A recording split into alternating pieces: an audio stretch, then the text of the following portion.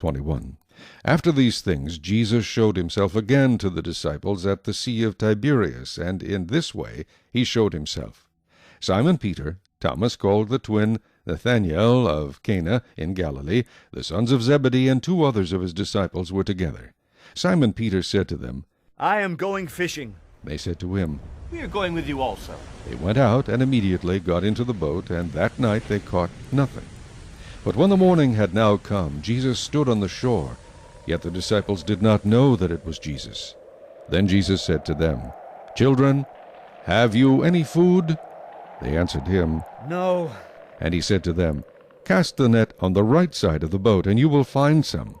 So they cast, and now they were not able to draw it in, because of the multitude of fish. Therefore that disciple whom Jesus loved said to Peter, "It is the Lord." Now when Simon Peter heard that it was the Lord, he put on his outer garment, for he had removed it, and plunged into the sea. But the other disciples came in the little boat, for they were not far from land, but about 200 cubits, dragging the net with fish.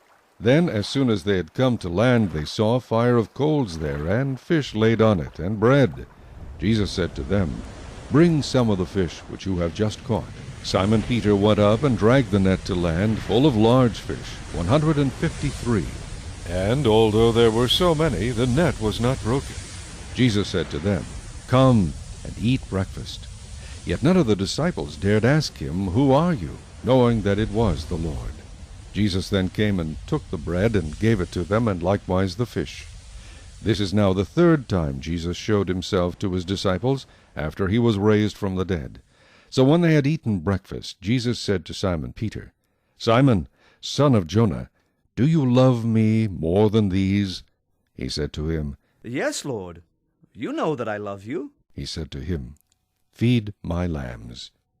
He said to him again a 2nd time, "Simon, son of Jonah, do you love me?" He said to him, "Yes, Lord. You know that I love you." He said to him, "Tend my sheep." He said to him the 3rd time, "Simon, son of Jonah, do you love me?" Peter was grieved because he said to him the 3rd time, "Do you love me?" And he said to him, "Lord, you know all things. You know that I love you." Jesus said to him, "Feed my sheep. Most assuredly I say to you, when you were younger, you girded yourself and walked where you wished. But when you are old, you will stretch out your hands, and another will gird you and carry you where you do not wish." This he spoke, signifying by what death he would glorify God. And when he had spoken this, he said to him, "Follow me." Then Peter, turning around, saw the disciple whom Jesus loved following, who also had leaned on his breast at the supper, and said, "Lord, who is the one who betrays you?" Peter, seeing him, said to Jesus, "But Lord, what about this man?" Jesus said to him, "If I will that he remain till I come, what is that to you? You follow me."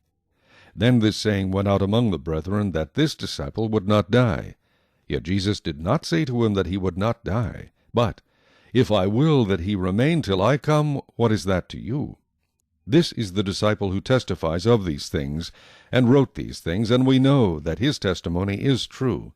And there are also many other things that Jesus did, which if they were written one by one, I suppose that even the world itself could not contain the books that would be written.